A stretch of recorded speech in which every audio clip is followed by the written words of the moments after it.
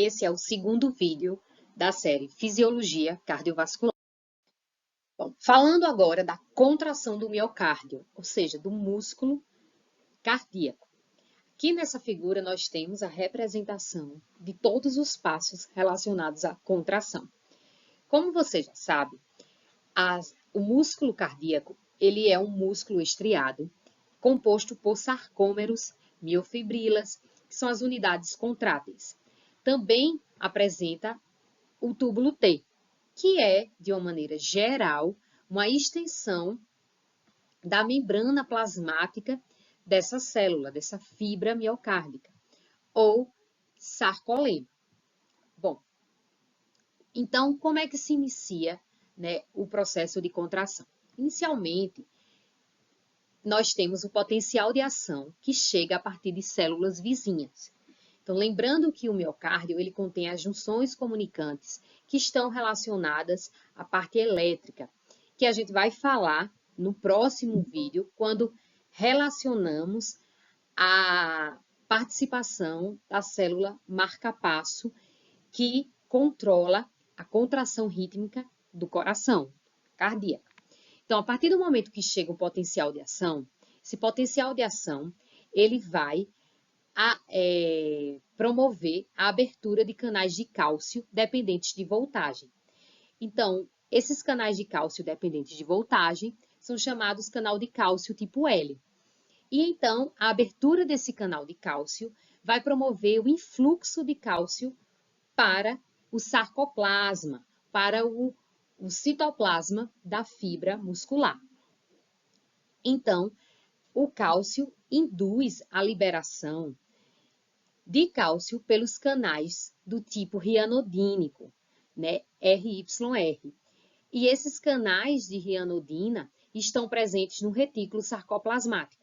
Logo, o cálcio promove o influxo de mais cálcio para o citosol da fibra muscular.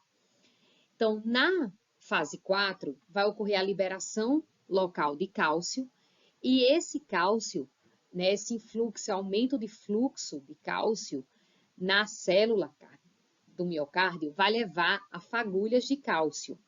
E assim, a fase 5 é a soma das fagulhas cria um sinal de cálcio. E o cálcio, ele vai se ligar à troponina, que está presente no sarcômero. Então, lembrando que a contração da fibra estriada, tanto esquelética como cardíaca, ela inicia com o cálcio se ligando à troponina. Então, a troponina, relembrando, a troponina, ela tem um sítio ativo relacionando a tropomiosina, a actina e ao cálcio. No momento de relaxamento, o que é que acontece? A troponina, a tropomiosina, ela está impedindo a ligação forte entre miosina e actina. Quando nós temos o cálcio, que se liga à troponina, esse complexo vai levar a tropomiosina a ser retirada deste local, permitindo, então, que a miosina, as cabeças de miosina e a actina G, elas se conectem num conceito da teoria, né, dos filamentos deslizantes. E nessa situação vai haver, então, processo de contração. Ok, mas o que é, então, depois da contração? Como é que essa fibra muscular miocárdica vai relaxar? Bom, o relaxamento vai ocorrer a partir do momento em que o cálcio se desliga da troponina. E nesse contexto, o que é que acontece? A troponina, então, quando se desliga, a troponina, ela vai liberar a tropomiosina vai, então, se estabelecer e impedir a ligação forte da miosina com a actina. E então, esse cálcio, né, que vai se desligar, ele vai ser bombeado através, né, de um transporte ativo primário, de uma bomba de ATP, né, um cálcio ATPase, de volta para o retículo sarcoplasmático. ou seja, diminuindo a concentração de cálcio no citosol, acontecendo nessa situação. Ainda, o cálcio ele vai ser levado, né, liberado para o meio extracelular, para o líquido extracelular, a partir também de bombas, de um trocador do tipo antiporte, chamado NCX, que ele vai induzir o efluxo de cálcio para o líquido extracelular e a entrada de sódio para o líquido intracelular. E ainda a gente vai ter aqui a presença, para a gente lembrar, o gradiente de sódio vai ser mantido pela bomba de sódio, potássio, ATPase, onde esses 3 sódios que entram por esse trocador, ele vai ser levado novamente para o líquido extracelular através da bomba de sódio, potássio, ATPase. Então, assim os passos da contração e do relaxamento da célula miocárdia. Então, o potencial de ação, né, nas células contráteis, ele vai apresentar-se em uma forma de platô devido aos canais de cálcio, né, associados. Então, aqui nessa figura, nós temos o potencial de membrana em função de um tempo. E vamos acompanhar agora o que acontece. Na fase 0, nós temos os canais de sódio se abrindo. Então, relembrando um pouco do potencial de ação. Px é a permeabilidade ao íon, ou influxo ou efluxo. Então, no 0, nós vamos ter aqui, ó, menos 40, nós vamos ter o influxo de sódio. No 1, nós vamos ter que os canais de sódio se fecham. Lembra que aqui é o pico do potencial de ação. E assim, a partir do momento que os canais de sódio se fecham, diminui a permeabilidade ao sódio, nós vamos ter, no 2, uma situação que nós não vimos, não observamos no músculo esquelético. Por exemplo, nós vamos ter um platô, que é justamente quando os canais de cálcio estão abertos e os canais de potássio rápido fechados. Logo, nós vamos ter uma diminuição da permeabilidade do potássio e um aumento da permeabilidade de cálcio. E esse aumento da permeabilidade de cálcio gera o platô, ou seja, mantém o potencial de membrana mais positivo. Na fase 3, nós vamos ter, então, fechamento de canais de cálcio e a abertura de canais de potássio lentos. E assim, quando a gente tem a abertura de canal de potássio, nós vamos ter o efluxo de potássio. Aqui é no processo de a fase descendente do potencial de ação, repolarização. A fase ascendente do potencial de ação, despolarização. E na fase 4? Na fase 4, nós vamos ter o potencial de repouso. Então, iniciando no potencial de repouso, a gente vai ter aqui do 4 para o 0, nós vamos ter o aumento da permeabilidade do sódio, canal de sódio aberto, influxo de sódio, canal de sódio dependente de voltagem, influxo de sódio. Nós vamos ter, então, potencial de ação, despolarização, fase ascendente. Aqui o pico, vamos ter o fechamento de canais de sódio e a abertura de canais de cálcio.